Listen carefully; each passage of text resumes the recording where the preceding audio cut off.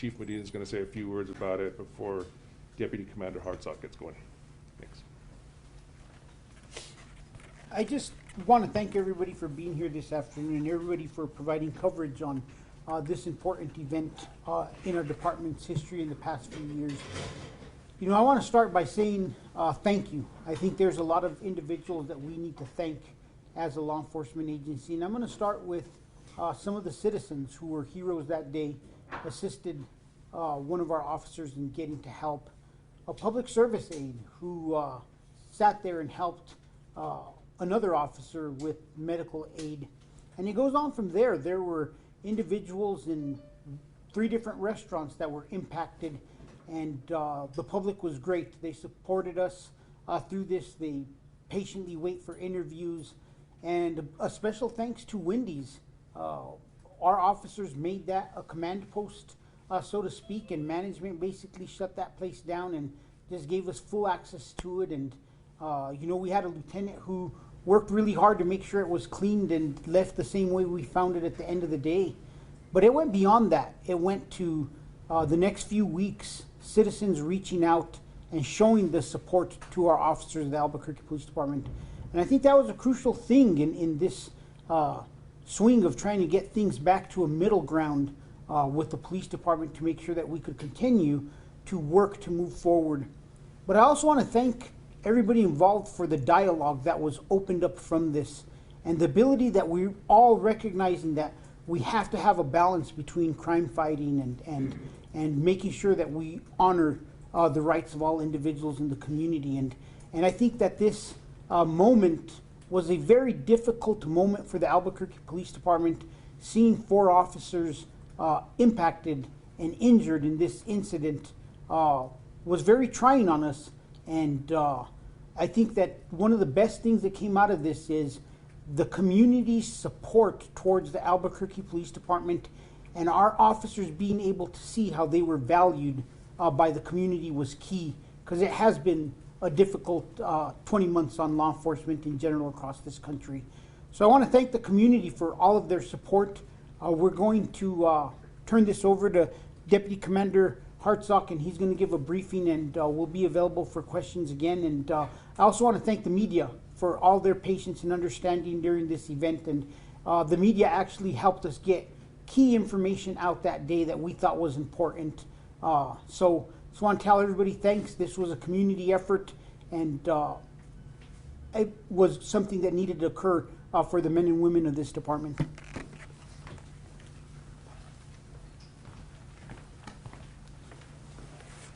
My name is Deputy Commander Kyle Hartsock.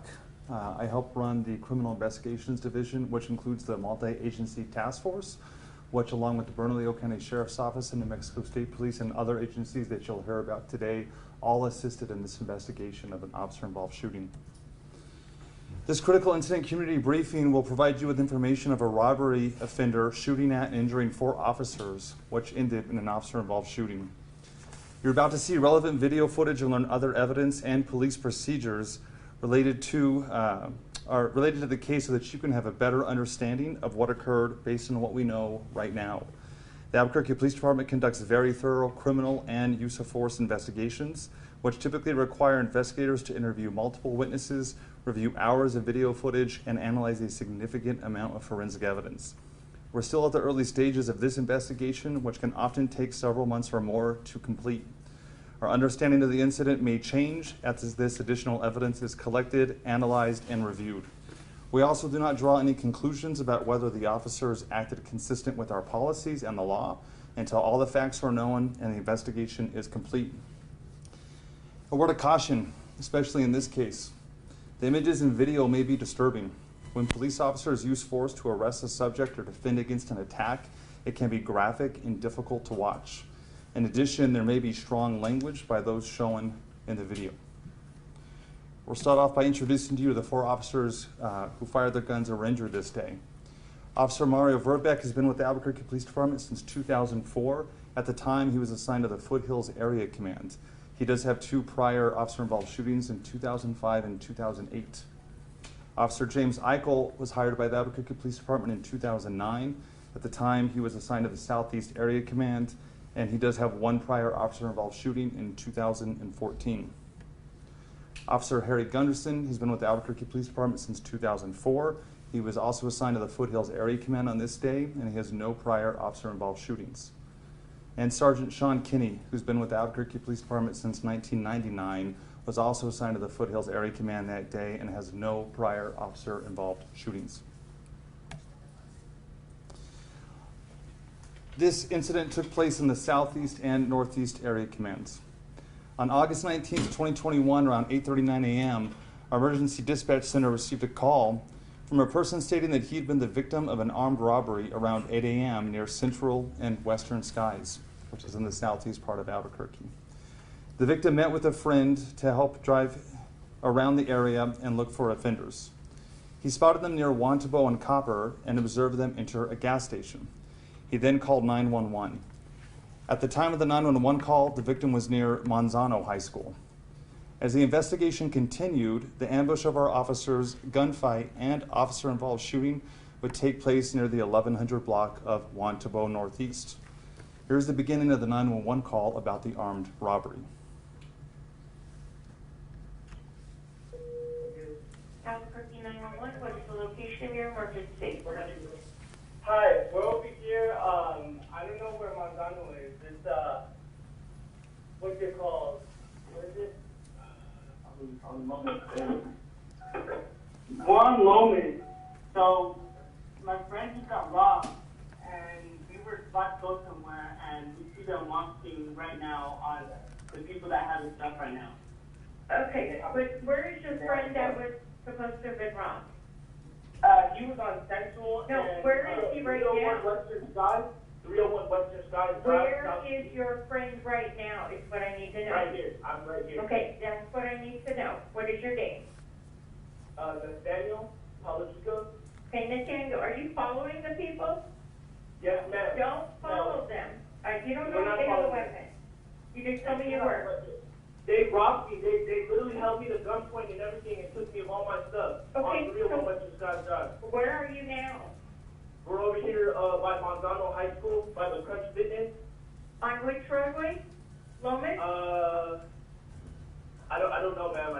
I don't know. But I Okay, see them well, again. I go see them and they down have my stuff. Go down the roadway so we can make contact with you. 1 second. Stay on the phone with me. How long ago were you robbed?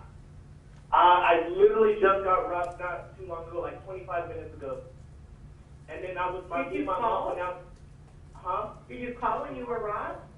No, I didn't because me and my mom went to go and try to find them, but then we couldn't find them on Central anymore. Oh, if and then you called the police, they might have been able to find you, sweetheart. And why would you follow somebody who was robbed you at gunpoint? Well, we didn't even try following them. My Okay. friend just came to pick me up, miss.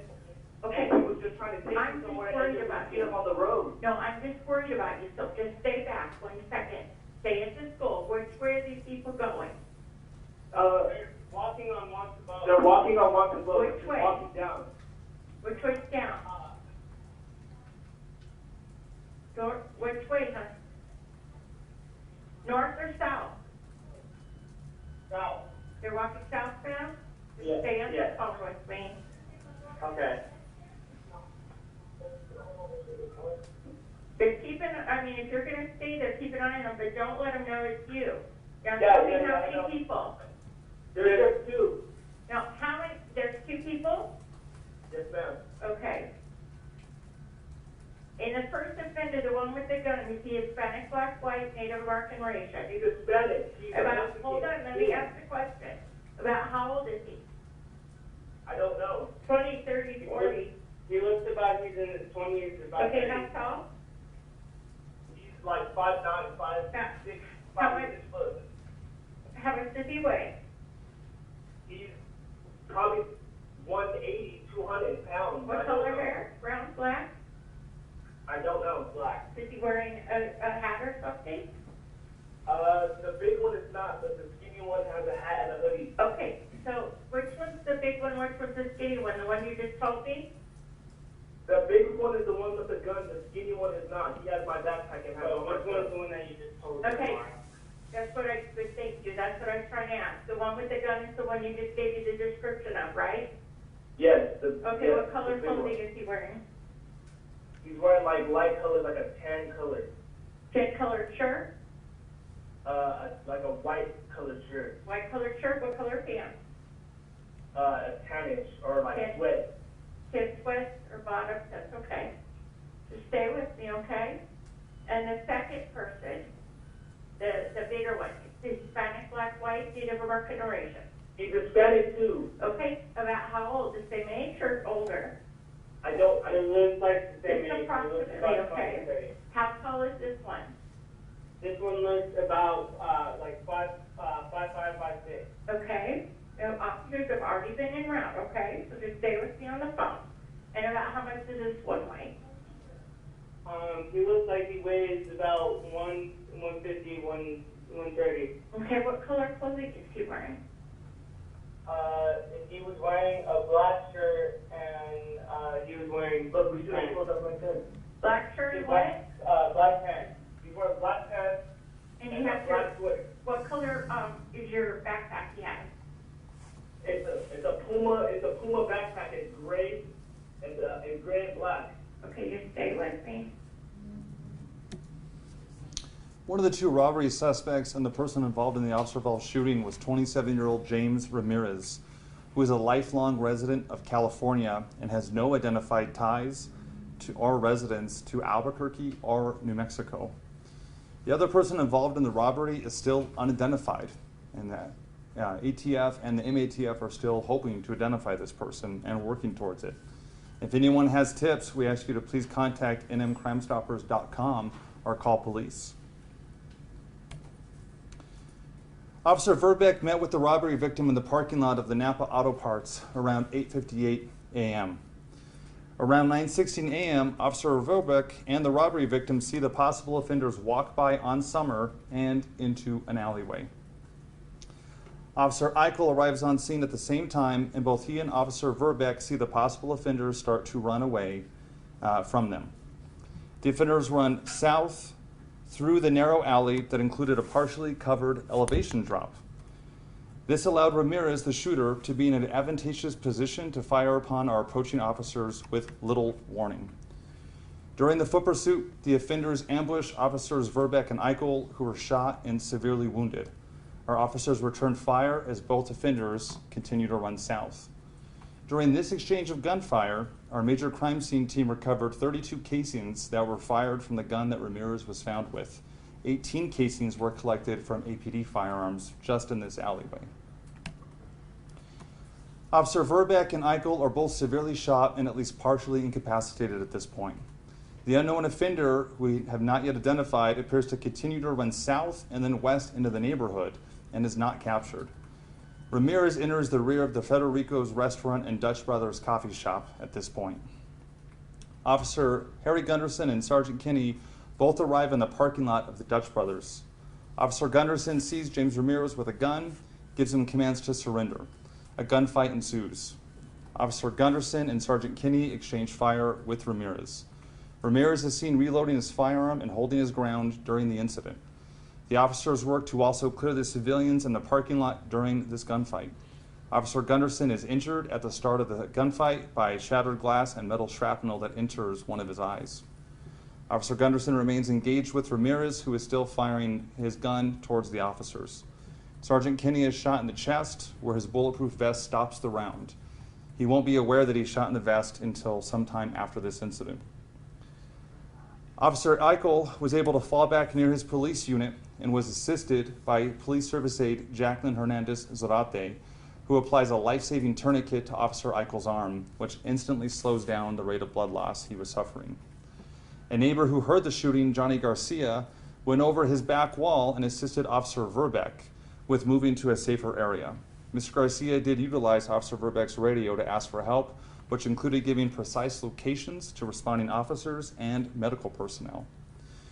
I want to point out, outside the heroism of Jacqueline Hernandez Zarate and Johnny Garcia, the extraordinary women and men of Albuquerque Fire Rescue, Albuquerque Ambulance, UNMH doctors, nurses, technicians, and staff expertly cared and treated the injured officers that day. Without this care, the outcome of this situation would have absolutely been different. In the parking lot, Our major crime scene team recovered 38 casings that were fired from Ramirez's gun. They also recovered 47 casings from APD firearms. Officers were wearing their lapel videos during this incident. We're going to show you Officer Eccles' video. As a reminder, the video does not start recording audio until the officer activates the camera. It does capture 30 seconds of video prior to this activation, so as this video starts, it is silent. When it activates, you'll hear the audio kick in. Go ahead, Juan.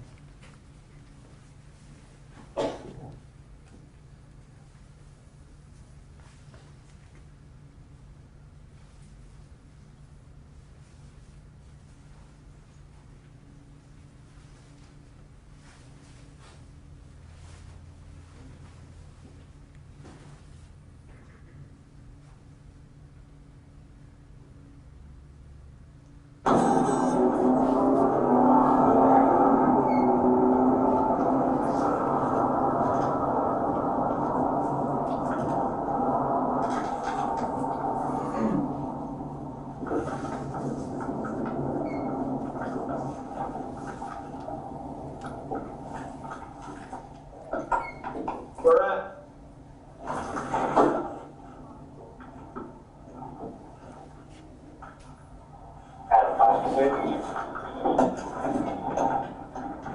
Yeah, I see him.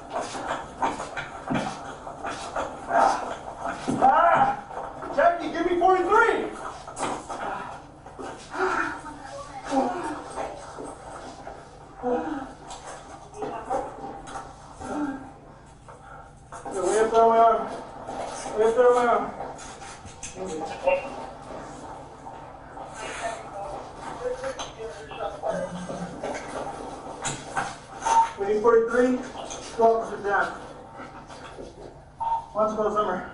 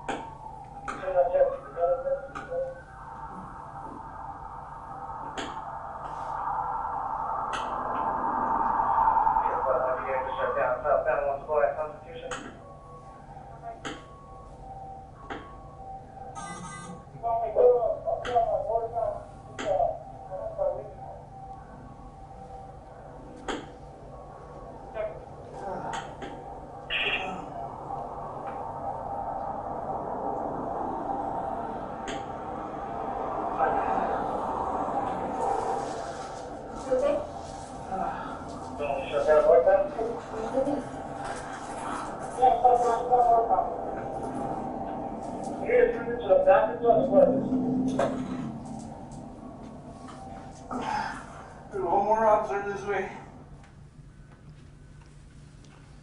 Next, we're going to show you Officer Harry Gunderson's lapel video. It's going to start at about the same time that Officer Eccles' video started. Just to give you a little bit of perspective, he is in his vehicle. He hears there's a foot pursuit, so he is driving around smartly to try to get in front of where the offender is running to. So as you watch him driving, he is driving around to the Dutch brothers from the scene where the foot chase started.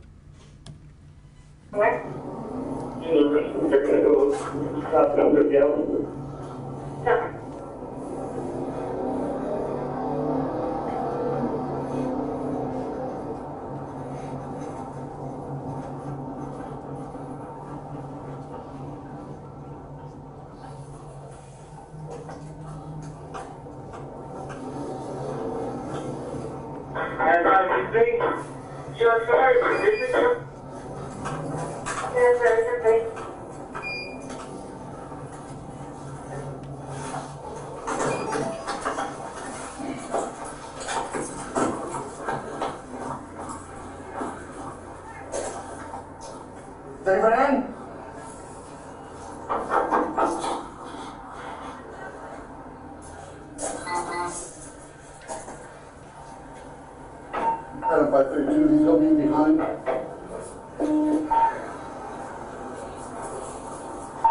Adam 532 is gonna be behind Federico's. Get down! Get down!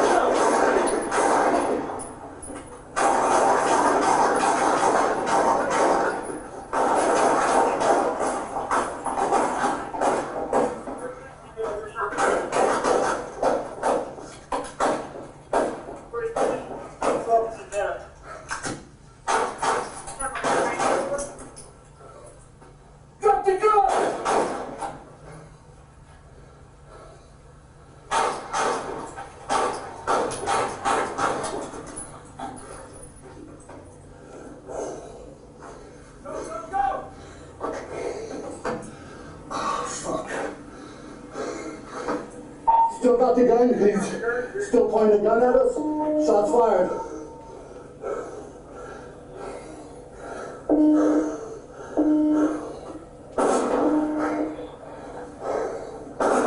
That's what we're talking about. Even two.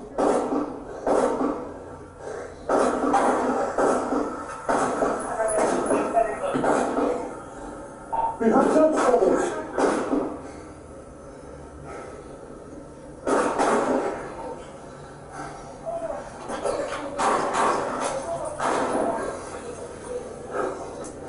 Still shooting. He's hit. He's pointing the gun towards Federico's. He's reloading.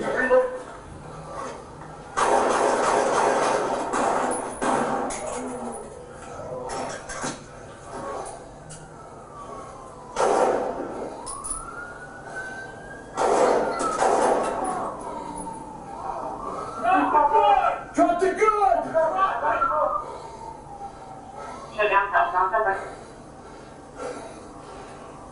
He said, I can't see the gun. Do not reach for that gun! I can't tell. I can't see the gun. Drop the gun! Do it now! Drop it! Did you see the gun, Sarge? I can't clear his hand. Looks like it might be from his stomach. I can't tell. I can't tell either. Roll away from the gun! You'll get some medical help! You want me to shut down the north Yeah, someone should go north. We need a unit to the back of the brothers.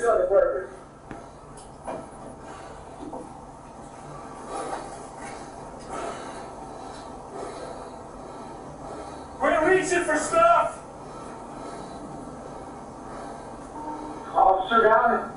Officer down. Somewhere under the line, the big old. Behind the big old. He's right back. Or is it 10 for 41? Where's the suspect? I don't know. 10 4. Where's the officer down? Behind the big old, on the left. Oh, so I'm getting yeah, all around. That's one you're very down. You can't approach the sky. We can't see the dogs or not. 300 inside, hurt really bad. Roll away from the gun! What's the last thing you said you could see? Where's the Federico? He's behind Dutch Brothers. The unit's over here. It's over here. Where Dutch Brothers is located on the north side of the parking lot, we're on the west side. He's hit, but we can't clear his hands. Crossfire! Crossfire! Crossfire! Fire! We don't know.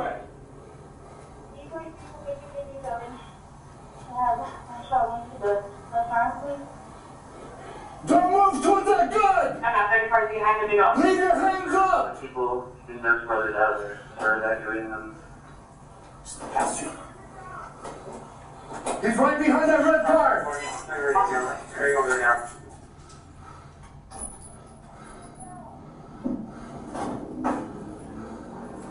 Charger 4, I'm on scene.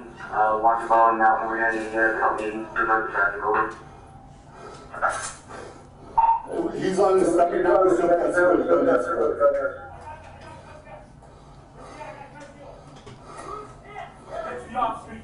Charger 4, we have team in there. Okay. Roll away from the gun! Do not reach for that gun! Away from the gun!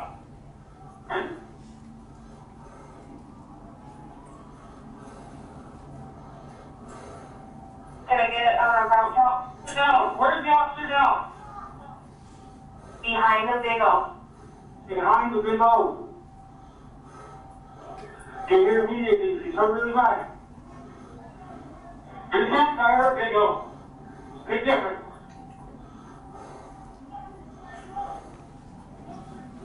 Big O tires, speed. Summer wants to go.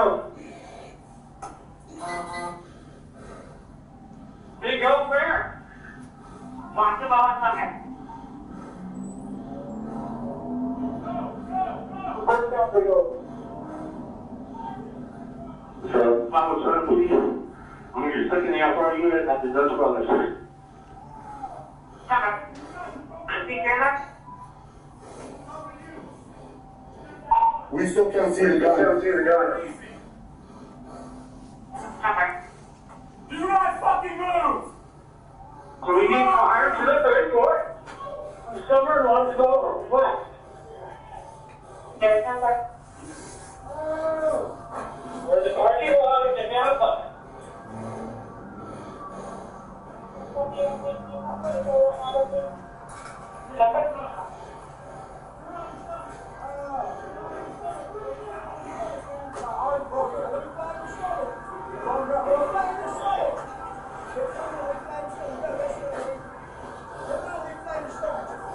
I'm not sure where the second offender is either. Can anyone in my phone come down?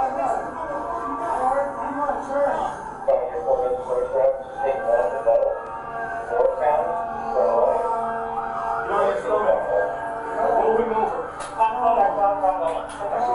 Give him your cuffs, let's go. Over! Pull out!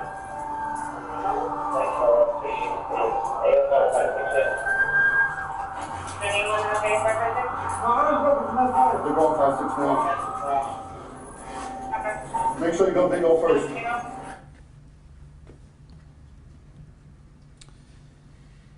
On that day, citizens also captured parts of this incident on their cell phones. And through a new program that we've started, they were able to submit these videos directly to us in near real time.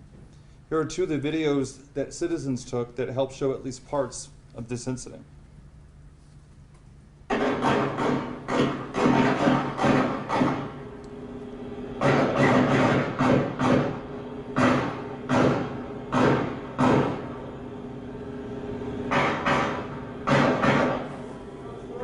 They're shooting, dude. Get down. Close the doors.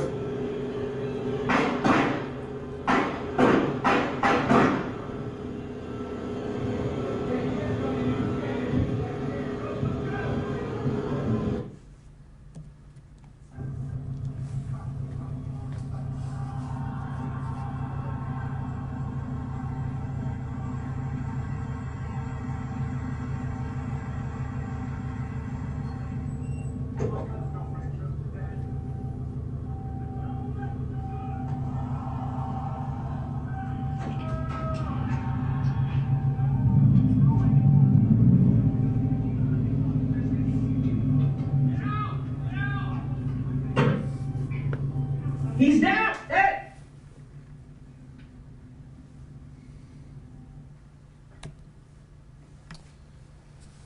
These are some of the crime scene photos that were taken that day. The map on the right is just to give you a perspective of where the photo was taken. This photo is from the start of the foot chase, where we saw in Officer Eichel's video of the open field that Officer Verbeck and Eichel both went into that alleyway chasing the two robbery offenders. This photo shows you the start of the alleyway and just how narrow it is. This photo is from the vantage point of where the officers were shot, and the markers indicate where casings from APD weapons were recovered.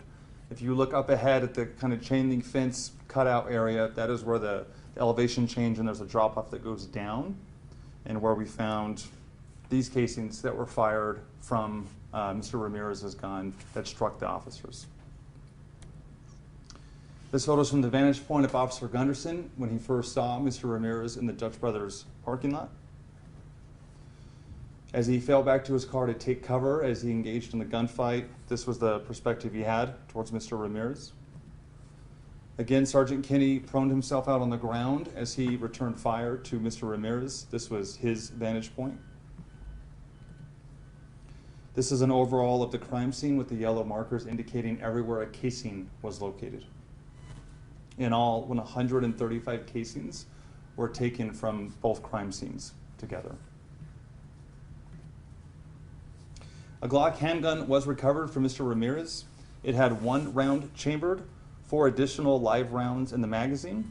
We also recovered 5 additional magazines from that immediate area. 4 of them were extended magazines, meaning they carry the higher than design capacity of ammunition. 1 was a normal magazine.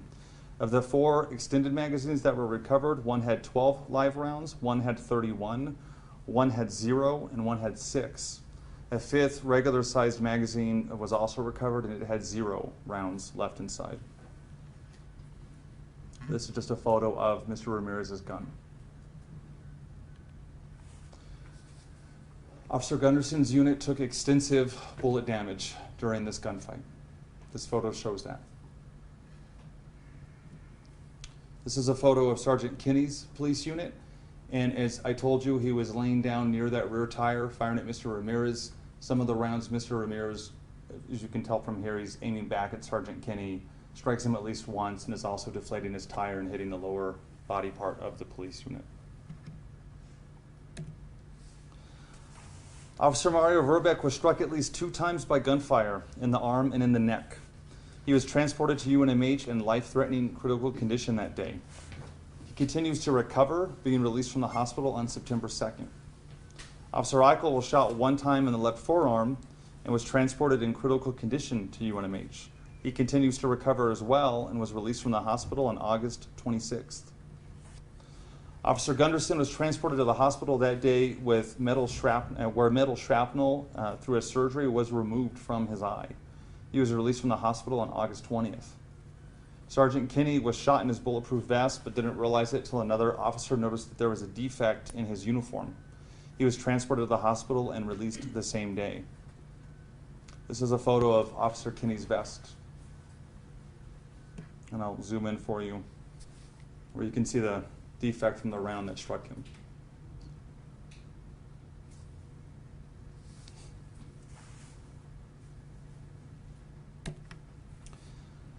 After Mr. Ramirez was arrested, Sergeant Kinney and officers retrieved chest seals and their medical kits and immediately started to provide aid for Mr. Ramirez.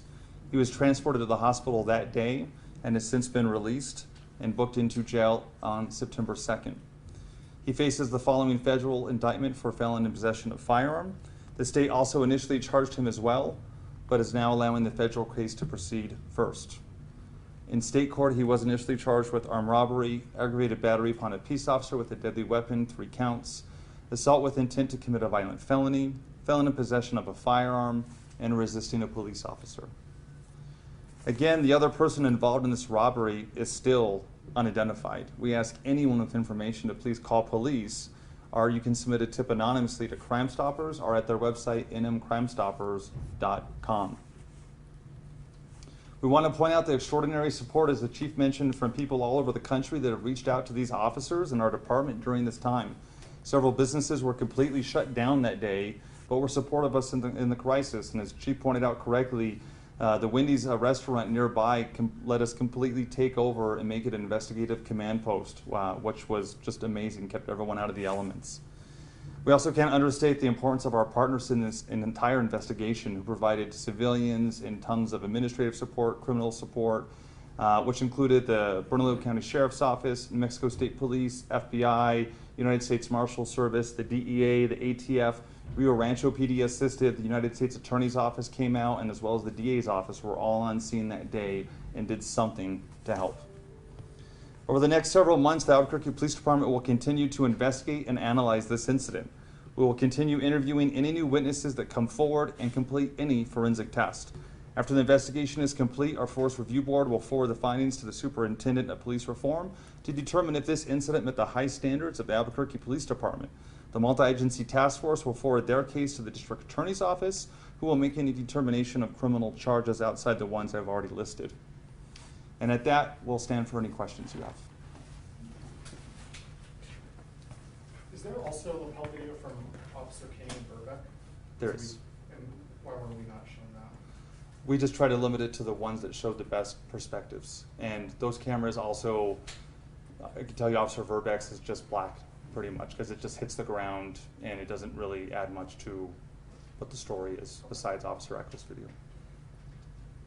This is really hard to watch, you all. Do you have a message? I know a few weeks ago, Officer Verbeck's wife was very upset. Any message, especially after watching this, that you want to give to her or anyone else in the community? You know, I think it's important that as a community we view that this was, you know, like I stated at the beginning of this was a changing event for the Albuquerque Police Department. We had 4 officers involved in a scene that looks like it's out of a TV show. And I think our message is we're committed to continue to make the changes we need to keep this community safe. And those changes come from a variety of places. We know that we need to have legislative changes, that we need to hold criminals accountable. Individuals who, without a doubt, possess a firearm during the commission of a crime are an apprehension attempt away from becoming a violent criminal against a citizen or a police officer. And we need our we need to make sure that our legislature listens and that they hear that the people of Albuquerque want change, and that we're demanding that we get the laws on the book to hold these individuals accountable. At the same time, I think this was the essence of the crime initiative, the Metro Crime Initiative, in making sure that everybody is taking ownership where they can be better. We also, like I stated earlier, we're also committed to ensuring that our officers know there's a balance, and that we're able to balance the needs of the settlement agreement with the needs of officers able to do their jobs, and to ensure that our officers feel supported, but that we also give resources to fighting crime. I've been very vocal about this. I've taken criticism in the courts on this settlement agreement over the fact that I have not met requirements and I should have given more resources to other places. The bottom line is crime has to also get resources, and I'm here every day making decisions on where resources are going to go, and we are committed to continue to ensure that we have that balance, and we will continue to move in that direction.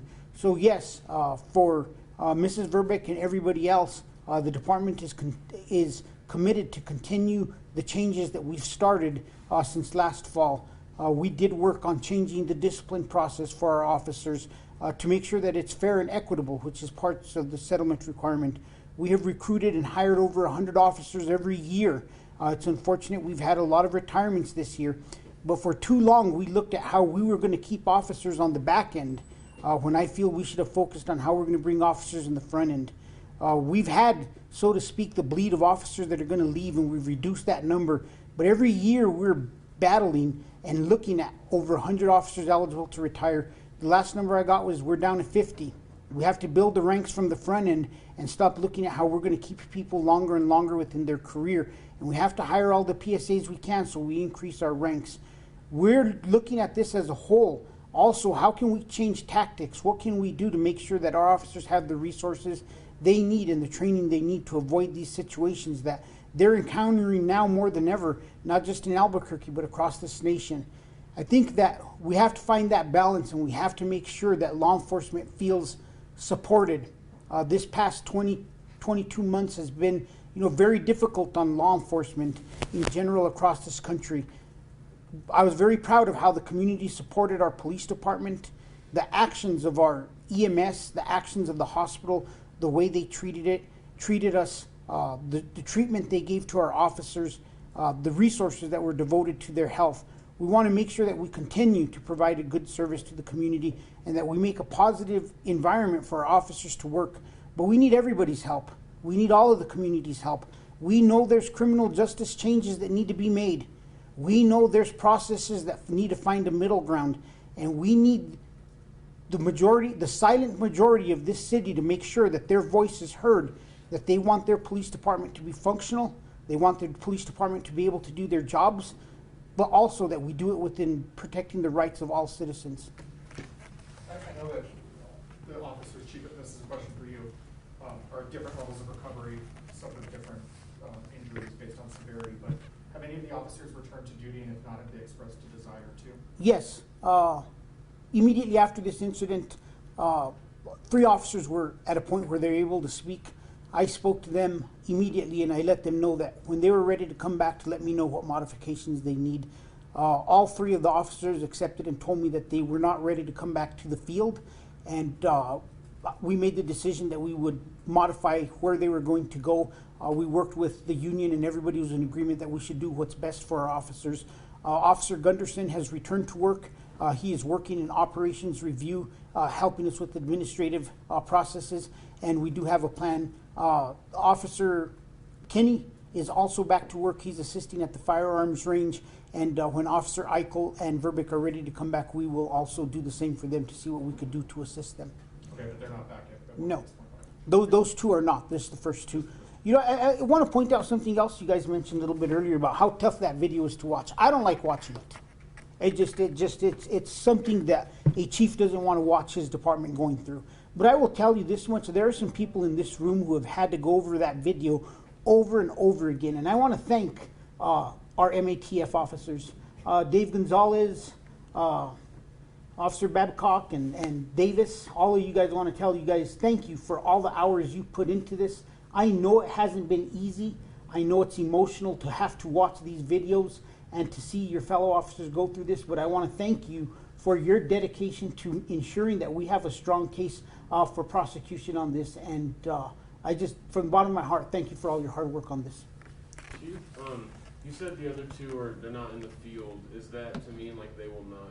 They have expressed that they do not want to go back into the field. They wanted to be eased into it. They may change their mind later. They may not. I think this is one of those things that time will tell where these officers are at and what they want to do. I spoke to Officer Henderson, and I expressed to him, because Harry, I was one of his first sergeants, and I told him I need him. We will do what we have to do, because I want him to get an entire career out of this, and we will work with him to make sure that this goes at the pace that is comfortable for him. Okay, but it's not like a final decision they made to not ever go back to the field. No, I mean, with time things change. Yeah. Okay.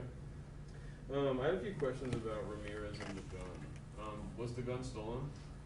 Gun was not reported stolen, but it's still under investigation how he came into possession of the gun. Okay, so police are still trying to figure out how he got the It gun. wasn't reported stolen. Okay. Correct. And police haven't found out how he got the gun. It's still under investigation with the ATF.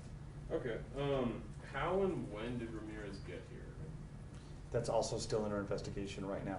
We know he was in California around 10 days or so prior to the shooting, but we don't have an exact timeline yet. Has he spoken with officers? He has not made a statement. He has not made a statement in this case. Okay. And how many bullets did he fire? I'll do the math for you here in 1 second. So 37 in the parking lot were from Ramirez's gun, and in the alleyway, 32. Okay. And how many times was he shot? I don't know the answer right now. Sometimes that can be hard to tell, but he was shot, and that's for the wounds he was treated for. Okay, and the extended clips, there were 4 of them. Were they all 32 round extended clips, all 4 of the extended ones? I'm not sure what their max capacity was, but one had at least 32 One rounds had, in it. okay.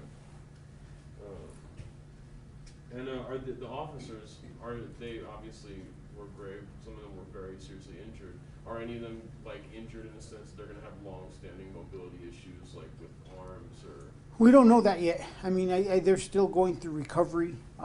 We don't know the extent of their injuries and what the lifelong impact will be. And I think this is something that we talked about earlier in this is, I'm not only concerned about the physical impact, but also the mental impact of how this is going to affect them the rest of their life. And so time will tell, and with time we'll be able to see how people physically mend and how people mentally mend to everything that occurred that day. Okay, and the unidentified suspect, there was talk afterward that it was possibly this person who got into a car wreck off Edgewood, it was possibly someone who'd been detained. So those 2 have been ruled out. At this point, like, it was not someone who was detained and it was not the person who was in the car wreck and killed. Basically. No, we don't believe that Okay. we've had that person in custody. Okay. Can I just double check some stuff then? So now he's facing federal charges because he came here, he was already a convicted felon, correct? Yes, one of the early decisions that we made is DA Torres, myself, and we're on scene, and we discussed the fact that we wanted to make sure that we ensured that we got the strongest prosecution possible. You know, obviously we have concerns on our state system and its ability to keep people in jail. So we wanted to make sure that we took this to a federal prosecution in hopes that it'll give us the maximum time possible. And Kyle, can you double check my math? So we're talking a total of 69 rounds? Yes. Okay. And then you have 2 officers who are back on duty, 2 who are not, and it's Burbick is definitely not. Not back yet. And is he gonna retire? Is he going to leave? That discussion we haven't gotten any information either way. I know, I'm sorry, I should have asked this before. How many rounds did the officers fire? So I'll give you those 2. Add fast. So in Dutch Brothers parking lot, there was 47. And in the Dutch Brothers, in the alleyway, 18. Okay. And it's actually 70 on the other side, I'm sorry. Not 69, I missed one. And so obviously that's like 4 officers as opposed to 1 person with the different Wait, numbers. say that again? I Yes, missed that. there were 70 shots from the mirrors. I missed there was another casing found a little bit Okay. in between those 2 areas. And tell me one more, who was shot first? Which officer was shot first? That's still part of what we're trying to understand, but Officer Verbeck and Eichel were definitely shot first. But I don't know in exactly what order. Chief, you know, watching that video, something that struck me, especially in the Dutch Brothers parking lot, where how many people were like, you see people waiting in line for coffee, you see people probably walking through the parking lot to go into the building to get coffee. The fact that no civilians were hurt, and we just talked about how many rounds were fired, what are your thoughts about the fact that nobody but the officers were hurt? You know, I'm glad you brought that up because I meant to address that, is that we got to remember that these individuals in these situations are not only dangerous for law enforcement, they're dangerous for citizens. We know we've had homicides and shootings in this city where it's simply, once again, a person committing a crime in possession of a firearm is an apprehension attempt or identification attempt away from becoming violent. They're carrying that firearm for a reason. And we are extremely grateful and fortunate as a community that more citizens were not injured this day. When you look at the wall of the Frederico's restaurant, is it? That wall it looked like Swiss cheese with the amount of shots that had impacted that location. And there were people inside. So yes, without a doubt, we're very fortunate that citizens weren't injured. And we have to look to see how we make changes because luck's going to run out, and we've got to do all we can to protect our community. Chief, over the years, I cannot tell you how many times I've been up at the Roundhouse and I've seen APD officers out there trying to talk to legislators, and they don't get heard, they don't get seen. What's going to be different this year? You know what, Nancy, the thing that's going to be different this year is I think the community's become vocal, and the community is setting expectations. And we know that we've hit a point where things have to change. Like in the past, it's always been, well, do we really need this? Or we're able to escape through it. We are in a crisis along with most of the country. And we know that there has to be changes, and whether, you know, I think a lot of this still has to do with the pandemic and how people are, but the bottom line is we're at this point and we have to finally put our foot down and make some changes. And I think this Metro Crime Initiative, bringing everybody together for the first time in 26, 27 years that I've been around this department in this city, I've seen us all come together to start those discussions to see how we're going to make the changes necessary, because we simply cannot continue down this path. And I thank everybody who took initiatives, the mayor's office, city councilors, legislators, everybody who started that conversation. But we're already seeing legislators come out with crime packages. We need to we need to make sure that we refine those packages and it has exactly what everybody wants, law enforcement, the community, and we make sure that, you know, we become that state that's known that they're going to be tough on crime and that people will be held accountable. Okay, thank you, everybody.